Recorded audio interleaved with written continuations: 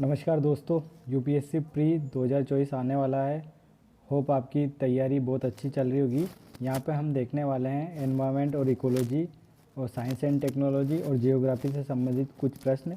देखिए, ये तीनों जो सेक्शन है ना, वो एक ही सेक्शन मान के आप चलिए और इनके जो प्रश्न आते हैं वो एक प्रश्न में तीनों से संबंधित ऑप्शन हो सकते हैं।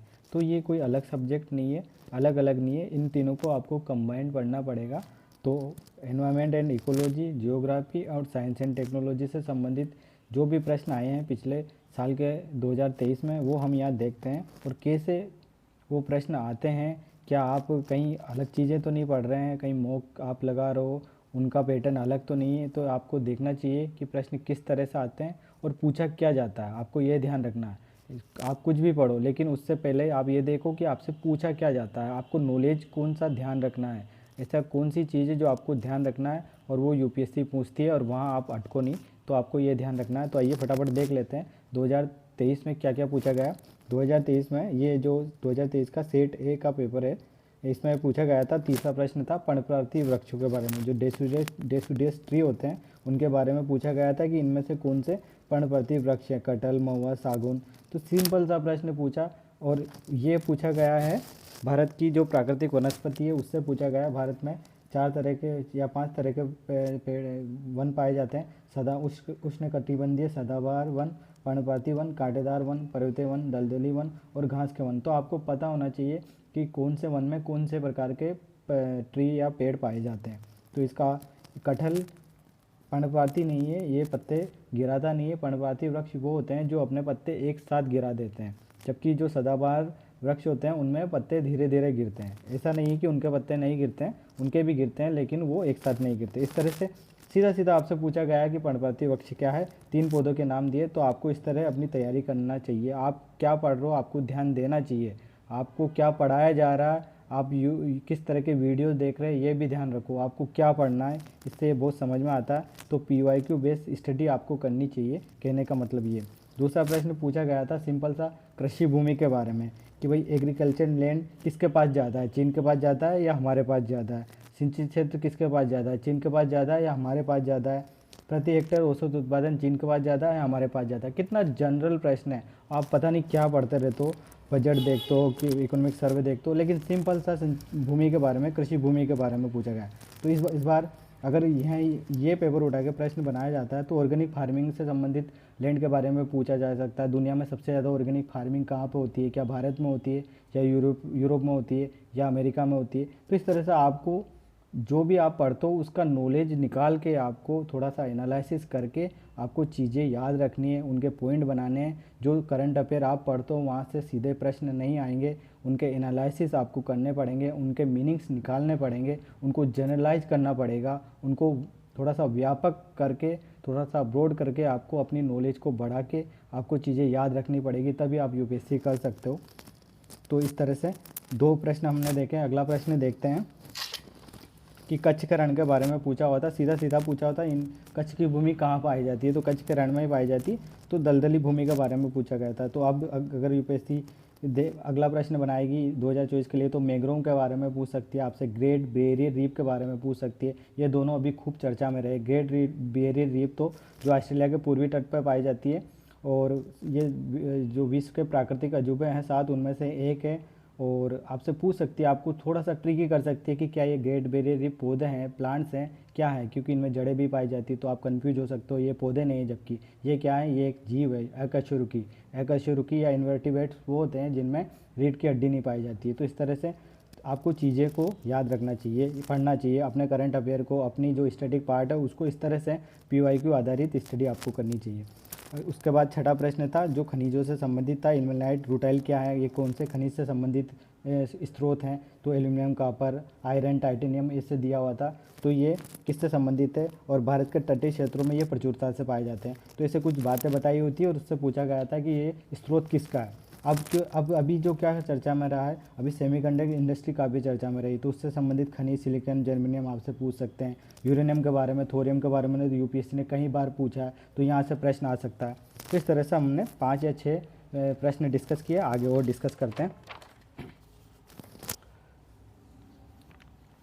अगला प्रश्न था कोबाल्ट के बारे में। कोबाल्ट उस टाइम पे काफ़ी चर्चा में था। विद्युत वाहनों की जो बैटरी निर्माण होता है ये इससे किया जाता है। तो उन्होंने यही पूछ लिया था कि दुनिया का 3/4 कोबाल्ट कहाँ पाया जाता है, तो कांगो में पाया जाता है। तो अभी क्या पूछ सकते हैं, अभी एलएनजी के बारे में काफ़ी चर्चा रही। एलएनजी हम आयात करते हैं, कहाँ से आयात करते हैं, आपको कमेंट्स में करना चाहिए, कमेंट्स कीजिए और बताइए कि एलएनजी हम कहाँ से आयात करते हैं। मैंने इससे संबंधित एक वीडियो भी बनाया जिसमें एलएनजी, सीएनजी, पीएनजी सभी को डिस्कस किया, आप जाके वो वीडियो देख सकते हैं।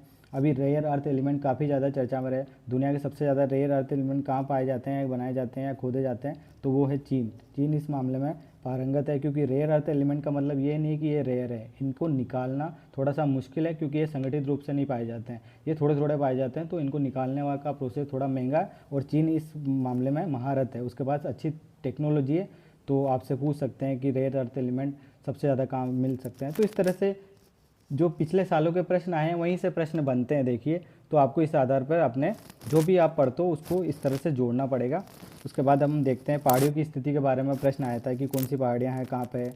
तो अभी अरावली चर्चा में रही, अवैध खनन की वजह से काफ़ी चर्चा में रही। तो अरावली की कई पहाड़ियों के बारे में, छोटी छोटी पहाड़ियों के पर्वत शिखरों के बारे में आपसे पूछ सकते हैं। उसके बाद प्रश्न आया था मार्सुपियल के बारे में, शिशुदानी स्तनी प्राकृतिक रूप से कहाँ पाया जाता है, तो इस बार चर्चा में रहा। ये केवल परभक्षी रहित पर्वतीय स्थलों में ही पनप सकते हैं। इस तरह से 2 सेंटेंस दिए होते हैं और आपसे उसके बारे में जनरल बातें पूछी गई थी। तो आपको तेंदुओं के बारे में, चीता के बारे में भी जो भी चर्चा में रहे उनके बारे में आपको पढ़ना चाहिए। हाथी चर्चा में रहे हैं और क्या चीता चर्चा में रहा है, उसके अलावा नीलगाय चर्चा में रही है, नीलगाय चर्चा में रही, भेड़िए चर्चा में रहे हैं।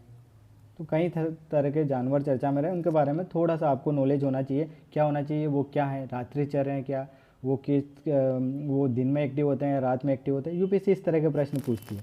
उसके बाद इन्वेसिव स्पेसीज ग्रुप के किसका भाग है ये पूछा गया था। 4 ऑर्गेनाइजेशन दिए होते हैं और ये किसका भाग है ये पूछा गया था। तो उस समय चर्चा में आयुसेन था और ये अखबारों में भी आया था, द हिंदू में आया था, तो इसलिए पूछा गया था। अभी COP28 काफ़ी चर्चा में रहा और इससे संबंधित खूब सारे इनिशिएटिव अभी शुरू किए हैं। तो जैसे global river city alliance, Africa green industrial initiative, green carbon credit initiative, G7 climate club, और इस तरह से एक ये है जो COP26 में हुआ था, ये क्लाइमेट फाइनेंस से संबंधित था। बाकी ये सभी COP28 से संबंधित है। तो आपको इस तरह से याद होना चाहिए कि कौन सा किससे संबंधित है। सीधे सीधे इस तरह के प्रश्न पूछती है यूपीएससी। COP28 बहुत ज़्यादा इंपॉर्टेंट हो जाता है, इससे संबंधित सारे अभी जो भी इनिशिएटिव हुए हैं आपको याद रखना चाहिए और अभी क्या क्या शुरू किया गया और भारत उन किन किन से जुड़ा हुआ आपको ये ध्यान रखना है। उसके अलावा सीधा सा पूछा गया था, 3 जानवरों के नाम दिए हुए थे और आपसे पूछा गया था इनमें से कौन नॉक्चरल है, मतलब रात्रिचर है। तो मैंने कहा ना, तो यूपीएससी इस तरह से ही प्रश्न पूछती है, तो आपको इनमें से पता होना चाहिए इनमें से कौन रात्रिचर है। तो अभी चर्चा में रहे नीलगाय, फायर कैप टिट, ये एक पक्षी है जो हिमालयन पक्षी है। हाथी, चीता, उल्लू, घड़ियाल, कुत्ता, पक्षी, सांप, पुंगनुर गाय। सांप बहुत ज़्यादा चर्चा में रहा, सांप के बारे में यूपीएससी पहले भी पूछ चुकी है। और पुंगनुर गाय बहुत इंपॉर्टेंट है, अभी नरेंद्र मोदी जी ने मकर संक्रांति पे इनको चारा खिलाया था, तो यहाँ से भी प्रश्न पूछ सकती है यूपीएससी। तो इस तरह से आपको पता होना चाहिए कि यूपीएससी क्या पूछ रही है और आप क्या पढ़ रहे हो। आपको ज़्यादा डिटेल में नॉलेज लेने की ज़रूरत नहीं है, आपको जनरल नॉलेज लेनी होती है और आप पता नहीं क्या क्या पढ़ते रहते हो और हमको क्या क्या पढ़ाया जाता है। तो इस तरह से आपको ध्यान रखना है कि आपको क्या पढ़ना है। तो इस तरह से हमने यूपीएससी 2023 के 14 प्रश्नों को देख लिया और इस साल क्या उनसे संबंधित आ सकते हैं प्रश्न, अगर वो पेपर देके एग्जामिनर प्रश्न बनाते हैं, तो ये भी हमने देखा। अब देखते हैं हम 15वां प्रश्न। 15वां प्रश्न क्या था कि भाई भोजन की दिशा बताने के लिए दोलन नृत्य या वेगल डांस कौन करता है। सीधा सीधा एनिमल बिहेवियर से प्रश्न आया। अगर आप एनवायरनमेंट को अच्छे से ऑब्जर्व करते होंगे, मधुमक्खियों के बारे में आप जानते हो, कई आर्टिकल आते हैं मधुमक्खियों के बारे में, क्योंकि अभी रसायनों के लगातार इस्तेमाल की वजह से इनके बिहेवियर में इतना बदलाव आ रहा है और कई अच्छी अच्छी यूनिवर्सिटी में इनके बारे में रिसर्च की जा रही है। तो ये बहुत इंपॉर्टेंट हो जाता है, इसलिए ये प्रश्न आया था और आपको जानना भी चाहिए। परागण में इनका विशेष योगदान होता है और रसायनों के इस्तेमाल की वजह से आजकल ये बहुत ज़्यादा बदलाव महसूस कर रही है। मैंने इससे संबंधित एक वीडियो भी बनाया, आप उसको जाके देख सकते हो।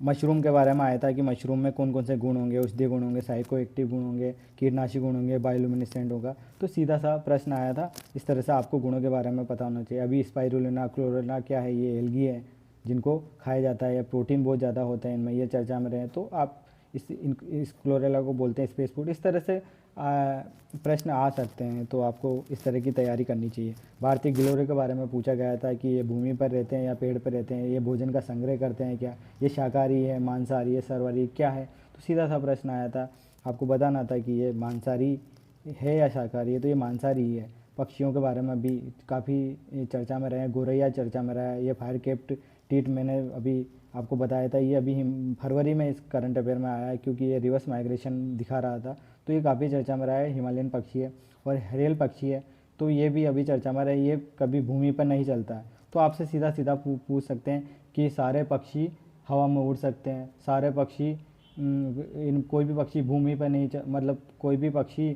क्या कहते हैं भूमि पे, सारे पक्षी भूमि पर चल सकते हैं, तो ऐसा नहीं है। हरेल पक्षी ऐसा तो भूमि पर नहीं चल सकता। इस तरह से जनरल सेंटेंस बना के यूपीएससी आपसे पूछ सकती है, तो आपको पहले से अपने दिमाग में इस तरह के क्रिएशन करने पड़ेंगे। उसके बाद माइक्रो ऑर्गेनिज्म के बारे में पूछा हुआ था कि सूक्ष्म जीव क्या क्वथनांक, इतने क्वथनांक पे जीवित रहते हैं, इतने हिमांक पे जीवित रह सकते हैं, इनका पीएच इतने पे जीवित रख सकते हैं। जनरल प्रश्न था, साइंस का प्रश्न था। वायरस बैक्टीरिया से यूपीएससी दोबारा आपसे पूछ सकती है, काफ़ी चर्चा में रहे हैं। उसके बाद प्रश्न आया था लकड़ी में से कीटों को खुरच के कौन खाता है, लकड़ी में से कीटों को खुरच के इनमें से कौन खाता है। फिशिंग कैट, ओरंगटोन, ऊदबिला, सोतबिले, ये चारों ऑप्शन बहुत इंपॉर्टेंट है और यहाँ से आपके अगले 2024 में प्रश्न जरूर आना, क्योंकि स्लोथ बियर काफ़ी चर्चा में है। इसको हनी बियर भी कहते हैं, मदारी जो यूज में लेते हैं भालू को, और ये भी मिट्टी या चींटियों को खाता है। तो इस तरह से आपको ध्यान रखना चाहिए। फिशिंग कैट तो खूब चर्चा में रहती है, ओरंगटन, ऊदबिलाव, तो आपको इस तरह से एनिमल के बारे में भी पता होना चाहिए। इस तरह से हमने 19 प्रश्न देख लिया। वीडियो काफ़ी लंबा हो जाएगा, लेकिन देखते हैं, थोड़ा सा और डिस्कस कर लेते हैं। एरोसोल के बारे में प्रश्न आया था कि एरोसोल, फोम एजेंट, अग्निमंदक, स्नेक, इनमें से कितनों को बनाने में हाइड्रोकार्बन का इस्तेमाल होता है, कितनों को बनाने में हाइड्रोकार्बन का इस्तेमाल होता है। अभी पॉलीप्रोपाइलिन या प्लास्टिक चर्चा में रहा है, तो इसके बारे में आपको पता होना चाहिए ये किससे बनाया जाता है। तो इस तरह से केमिकल वाले प्रश्न भी आते हैं, कोई भी केमिकल कंपाउंड दे देते हैं और उसके बारे में आपसे डिटेल्स पूछते हैं, तो इस तरह का आपको तैयारी करनी चाहिए। कार्बन बाजार के बारे में प्रश्न आया था कि क्या है ये, जलवायु परिवर्तन से निपटने का सबसे व्यापक साधन है। कार्बन बाजार संसाधनों को प्राइवेट सेक्टर से राज्य को हस्तांतरित कर सकते हैं क्या, तो ऐसा है क्या। कार्बन बाजार के बारे में काफ़ी चर्चा में रहा और ये काफ़ी बार आपने पढ़ा भी होगा। आजकल क्लाइमेट वित्त के बारे में काफ़ी चीज़ें आ रही है, COP26 में इसको लाया गया था, इससे संबंधित एक इनिशिएटिव भी शुरू किया गया था। अपन ने पिछले कुछ प्रश्न में देखा था, वो पिछले वाले प्रश्न में। तो इस तरह से आपको तैयारी करनी चाहिए। मेरा यहाँ उद्देश्य आपको यह बताना कि आप क्या पढ़ रहे हो और आपको क्या पढ़ना चाहिए। यूपीएससी आपसे क्या नॉलेज पूछती है, जो आपको पता होता है वो तो यूपीएससी दे ही देती है। उसके बाद जो एनालिसिस वाला पार्ट होता है यूपीएससी आपसे वो पूछती है, तो आपको इस तरह से तैयारी करनी चाहिए। लघु कृषक बड़े खेत की संकल्पना क्या है, सीधा सीधा आपको पूछा था कि कई छोटे किसान मिलकर आपस में मिलकर जो सहकारी कृषि करते हैं, वो ये वाली संकल्पना है। तो यूपीएससी इस बार पूछ सकती है इकोसाइड क्या है। अब काफ़ी चर्चा में रहा है शब्द, जैसे सुसाइड होता है, सुसाइड में इंसान आत्महत्या कर लेता है, ऐसे इकोसाइड में क्या होता है, प्रकृति की हत्या की जा रही है, पारिस्थितिकी संहार किया जा रहा है। वो ऐसी मानव ऐसी गतिविधियां कर रहा है, उसको पता है कि इससे पर्यावरण को काफ़ी बड़ा नुकसान होने वाला है, काफ़ी व्यापक नुकसान होने वाला है, काफ़ी गंभीर नुकसान होने वाला है, फिर भी वो इस तरह के काम कर रहा है, तो इसको इकोसाइड बोलते हैं। अभी बेल्जियम ने इसको लेकर एक कानून बनाया और इकोसाइड को अंतर्राष्ट्रीय और राष्ट्रीय अपराध घोषित किया है। तो ये काफ़ी चर्चा में रहा। यूपीएससी यहाँ से प्रश्न पूछ सकती है आपसे। और काले तिल या कोई भी एक फसल के बारे में पूछ सकते हैं, वो रबी की फसल है, खरीफ की फसल है, एमएसपी में शामिल है नहीं है। ये भी काफ़ी अच्छा फ्रेमवर्क है यूपीएससी का, इस तरह के प्रश्न पूछती आई है। चाय के बारे में पूछ चुकी है, कॉफ़ी के बारे में पूछ चुकी है, इनके बोर्डों के बारे में पूछ चुकी है, दालों के बारे में पूछ चुकी है। अब मोटे अनाज के बारे में यूपीएससी अगले साल पूछेगी, क्योंकि अभी तक मोटे अनाज के बारे में यूपीएससी ने एक भी बार प्रश्न नहीं पूछा है प्री में। तो आपको ये ध्यान होना चाहिए और इसके बारे में कौन कौन सी फसलों को मोटे अनाज में शामिल किया गया। जैसे मक्का क्या मोटे अनाज में आता है क्या, आप कमेंट कर सकते हैं। शायद नहीं आता है, तो आपको इस तरह से तैयारी करनी चाहिए। उसके बाद बायोफिल्टर के बारे में पूछा था। बायोफिल्टर क्या है, ये क्या अपशिष्ट उपचार प्रणाली है, ये अमोनिया को नाइट्रोजन बदलते हैं, ये फास्फोरस के रूप में पोषक तत्व प्रोवाइड करते हैं। तो इस तरह से 3 सेंटेंस दिया होता और आपको बायोफिल्टर के बारे में पूछा हुआ था। इस बार बायो रेमेडिएशन के बारे में, बायो फाइटो रेमेडिएशन के बारे में पूछ सकती है। ये क्या है, ये पौधों का या जीवों का उपयोग करके प्रदूषण को ख़त्म करने के तरीके हैं। तो यूपीएससी इस तरह से आपको पूछ सकती है और ये अभी चर्चा में भी रहे हैं, अखबारों में भी इनके बारे में आया था। तो इस तरह से हमने ये प्रश्न डिस्कस किए और जो प्रश्न है वो देखते हैं। पारा प्रदूषण के बारे में प्रश्न आया था। प्रदूषण से संबंधित एक प्रश्न हमेशा आता है। पारा प्रदूषण के बारे में पूछा हुआ था कि इसका स्रोत क्या है, थर्मल पावर प्लांट से निकलता है और इसका कोई ज्ञात सुरक्षा स्तर है क्या, इतने लेवल पर आने पर आप आदमी मरेगा या इससे कम पे मरेगा। तो ऐसा नहीं है, पारा की थोड़ी सी मात्रा भी आपके लिए जानलेवा हो सकती है। तो सीधा सीधा प्रश्न आया था पारा प्रदूषण से। आर्सेनिक से आ सकता है, फ्लोराइड से आ सकता है, कैडमियम से आता है। इनसे संबंधित रोगों के बारे में पूछ सकते हैं, उन रोगों के नाम आपको पता होना चाहिए। हरित हाइड्रोजन काफ़ी इंपॉर्टेंट है। यहाँ से 2 प्रश्न आए थे 2023 में। हाइड्रोजन फ्यूल सेल बनाने में इसका काम इस्तेमाल करते हैं। अभी वाइट हाइड्रोजन चर्चा में रहा है तो यहाँ से प्रश्न आ सकता है, तो आपको इस तरह से तैयारी करनी चाहिए। पृथ्वी को वायुमंडल के बारे में सीधा सीधा प्रश्न पूछा था। सूर्य ताप कितना मिलता है, कहाँ पर ज़्यादा मिलता है, ध्रुव पर कितना मिलता है, और जो अवरक्त किरणें होती हैं इंफ्रारेड के बारे में पूछा है कि क्या सूर्य ताप का 2/3 भाग है ये, और जलवाष्प का कार्य क्या है। सिंपल जनरल साइंस का प्रश्न था। विद्युत चुम्बकीय स्पेक्ट्रम, इलेक्ट्रोमैग्नेटिक स्पेक्ट्रम के बारे में पूछा था। आपको ये बहुत याद होना चाहिए। यहाँ से यूपीएससी हर बार प्रश्न पूछती है। तो इसका जो विजिबल पार्ट होता है, जो हमें दिखाई देता है, बाकी ये भाग हमें दिखाई नहीं देता, इसको बोलते हैं प्रकाश या दृश्य रेंज बोलते हैं, विजुअल स्पेक्ट्रम बोलते हैं इसको। तो आपको ये पता होना चाहिए। उसके बाद उष्णकटिबंधीय वर्षावनों के बारे में ये उसी साल दूसरा प्रश्न आ गया वर्षावनों के बारे में, या फिर आपको प्राकृतिक वनस्पति के बारे में ये दूसरा प्रश्न है। तो आपको ये तो बहुत इंपॉर्टेंट हो जाता है कि आपको फॉरेस्ट के बारे में पता होना चाहिए भारत के, कि कितने तरह के वन पाए जाते हैं, वनों में कौन कौन से पौधे पाए जाते हैं, उनकी समस्याएं क्या है, कौन से वन पारिस्थितिकी रूप से इम्पोर्टेंट है, कौन से वन आर्थिक रूप से इम्पोर्टेंट है, ये आपको पता होना चाहिए। जैसे सदाबहार वन होते हैं, वो पारिस्थितिकी रूप से बहुत इंपॉर्टेंट है। उनकी लकड़ी आर्थिक रूप से काम की नहीं होती है, लेकिन वो पारिस्थितिकी रूप से बहुत इंपॉर्टेंट होती है। तो इस तरह से आपको पढ़ना चाहिए। उसके बाद तापमान के बारे में पूछा हुआ था कि महाद्वीपों और महासागरों में जो जल की विशिष्ट ऊष्मा है, तापमान का जो कॉन्ट्रास्ट है वो कैसे बदलता है, तो आपको ये पता होना चाहिए। इस बार अंटार्कटिक महाद्वीप और आर्कटिक सागर के बारे में आपसे पूछ सकते हैं। एक महाद्वीप है, एक सागर है। तो यूपीएससी पीवाईक्यू आधारित अगर प्रश्न बनाती है तो इस तरह से प्रश्न बना सकती है। उसके बाद पूछते हैं, अगला प्रश्न था कार्बन अभिग्रहण या विभक्ति भवन या सिक्वेस्ट्रेशन के बारे में था। ये क्या होता है, कार्बन सिक्वेस्ट्रेशन क्या होता है। और ये बेसाल्ट शैलों को पाउडर खेतों में मिला के किया जाता है, चूना मिलाकर मार सकों की। ये जो गतिविधियाँ क्या है, ये कार्बन सिक्वेस्ट्रेशन की है। इस तरह से यूपीएससी ने आपसे पूछा था, और ये तीनों गतिविधियाँ कार्बन सिक्वेस्ट्रेशन की थी। भूमिगत जल के बारे में पूछा था कि जो रिपोर्ट आई थी, तो भारत 1/4 भूमिगत जल का दोहन करता है। जनसंख्या का 18% भारत में, और पेयजल और स्वच्छता का कितना हिस्सा भारत में है, भारत का में कितना फ्रेश वाटर है क्या। तो इस सिंपल से वाटर के बारे में पूछा हुआ था। जैसे क्रायोस्फीयर है, क्रायोस्फीयर या जो हिमानी क्षेत्र होता है, वहाँ पर पूरा दुनिया का सारा 80% फ्रेश वाटर वहीं पे है। तो आपको इस तरह की चीज़ें याद होनी चाहिए, और ये काफ़ी बार अखबारों में या फिर जो भी मैगजीन होती है उनमें बताया जाता है। तो आपको इस तरह से तैयारी करनी चाहिए। विश्व में कहाँ जलवायु आपदाएँ आई है, ये आपको ध्यान रखनी है। जलवायु आपदाएँ या फिर राजनीतिक संकट या युद्ध या कुछ इस तरह की घटनाएं कहीं भी हुई, वो क्षेत्र सीधे सीधे या तो उनसे संबंधित देशों के बाउंड्री पूछ ली जाती है, या उनके नाम पूछ लिए जाते हैं और कह सकते हैं कि इनको मैच द फॉलोइंग कीजिए, कौन सी घटना किस देश से या किस क्षेत्र से संबंधित है। इस तरह के प्रश्न यूपीएससी में बहुत आने लगे हैं। 2-3 प्रश्न इस तरह के आ सकते हैं। तो आपको जलवायु आपदाओं से संबंधित सारे पूरे विश्व में आपको टटोलना पड़ेगा। कौन सी झील सूख रही है, कौन सा एरिया या कहाँ पे ज्वालामुखी आया है। तो आपको इस तरह से पूरे विश्व को एक बार खंगालना पड़ेगा, देखना पड़ेगा। ऐसे आप बना बनाया करंट अफेयर पढ़ के आप यूपीएससी में प्रश्नों को हल नहीं कर सकते, आपको गूगल करना पड़ेगा। उसके बाद जैव विविधता प्रबंधन समितियों के बारे में आया था। नागौर प्रोटोकॉल को उद्देश्यों को पूरा करने के लिए ये क्या काम कर रही है या नहीं कर रही, इस तरह से पूछा हुआ था। तो कोई भी प्रोटोकॉल के बारे में पूछ सकते हैं, उसके उद्देश्यों के बारे में पूछ सकते हैं। जैसे क्योटो प्रोटोकॉल किससे संबंधित होता है, आप कमेंट करके बता सकते हो मुझे।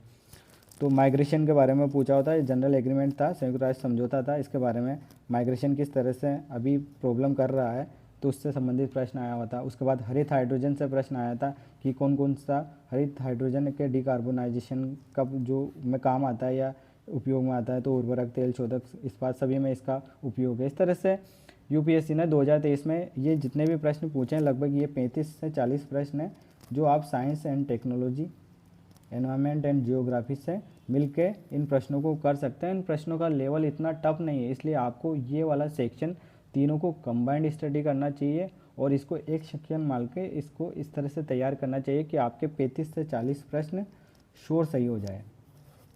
तो यहाँ से प्रश्नों की संख्या 45 तक भी जा सकती है अगर करंट अफेयर को भी इंक्लूड कर ले इससे संबंधित। तो इस तरह से हमने देखा है। और जो साइंस एंड टेक्नोलॉजी के प्रश्न है वो तो हमने यहाँ पे इंक्लूड भी नहीं किए, इनका संबंध सीधा सीधा एनवायरनमेंट एंड ज्योग्राफी से, वो प्रश्न यहाँ पे इंक्लूड किए। तो अगर आपको वीडियो अच्छा लगा है तो आप प्लीज़ चैनल को सब्सक्राइब कीजिएगा, आपका सपोर्ट ज़रूरी है। और वीडियो को लाइक कीजिएगा, अपने दोस्तों को शेयर कीजिएगा। पिछले 5 सालों के इस तरह के पेपर हम डिस्कस करेंगे, यूपीएससी क्या पूछना चाह रही और कैसे पीवाईक्यू आधारित स्टडी से आप इस साल का पेपर अच्छे से कर सकते हो, ये सब हम देखेंगे। तो थैंक यू सो मच।